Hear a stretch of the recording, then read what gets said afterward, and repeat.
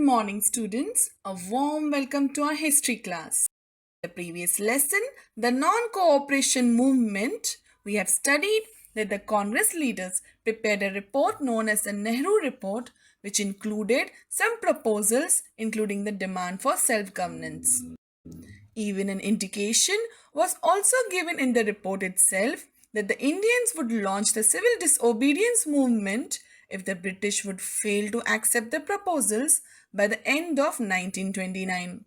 When the British did not do anything about the proposals put forward in the Nehru report, people all over India took pledge to carry out the civil disobedience movement against the British through non-violent means. Let us study about this movement in today's module. Before the beginning of the civil disobedience movement, Gandhiji put forward various demands in front of the British government. One of the demands was to cancel the salt tax and the sole trading right of the British government for manufacture of salt. Children, salt is one of the most essential commodities used in everybody's house. The British levied heavy tax on it and also did not allow the Indians to manufacture and sell salt. Gandhiji wanted to launch a social movement creating awareness among the people to voice against the injustice and to claim their right. Dandi March was one such attempt of Gandhiji to unite people and bring them together to fight against the injustice inflicted on them. He decided to break the Salt Act in order to break the oppressive and unjust laws imposed by the British government. Dandi March was one of the most significant events that took place during our freedom struggle. Dandi is a seashore in Gujarat. Gandhiji chose Dandi to begin the salt satyagraha. On 12th March 1930, Gandhiji set out for his journey on foot with 78 followers from Sabarmati Ashram for launching the salt satyagraha. Children, Gandhiji covered a distance of 385 kilometers on foot by walking day and night under severe climatic conditions to reach Dandi. He also delivered speeches and appealed to the people to be fearless and join the civil disobedience movement in large numbers on his way. He called this movement as a fight for right against might. Children, Gandhiji reached Dandi on 5th April 1930 and on 6th April morning he broke the Salt Act by picking up the salt laying on the seashore of Dandi and thus claimed the right of Indians to produce and sell salt, which was considered as illegal by the British. By breaking the Salt Act, Gandhiji started the civil disobedience movement, appealing people not to follow the laws, rules and regulations of the British. Let us look at the features of the civil disobedience movement. The Salt March that began with around 78 people grew into a movement involving 50,000 people.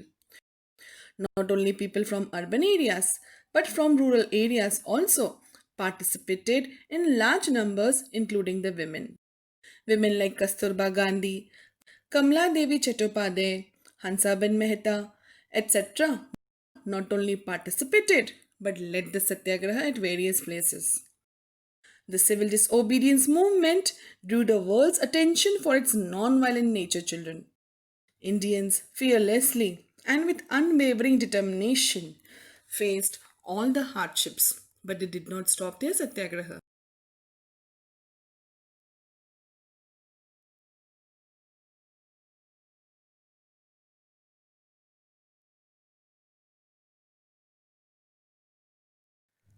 Khan Abdul Ghaffar Khan was a most loyal follower of Gandhiji, children.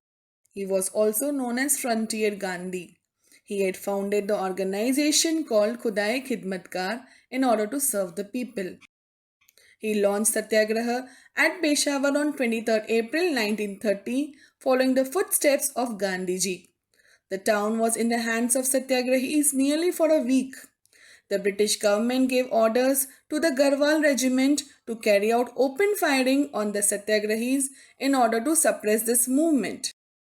But Chandra Singh Thakur, the officer of Garhwal regiment, refused to follow the orders.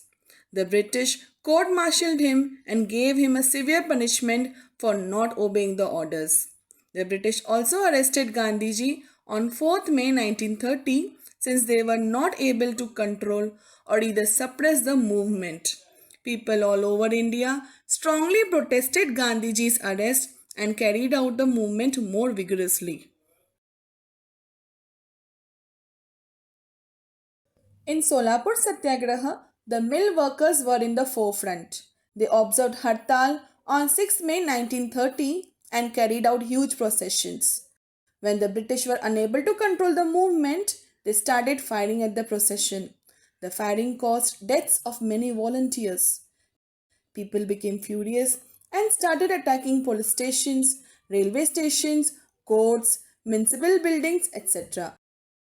The British government imposed curfew and arrested important leaders like Malapadan Shetty, Sri Krishna Sarda, Qurban Hussain, Jagannath Shinde, and hanged them to death in order to suppress the satyagraha.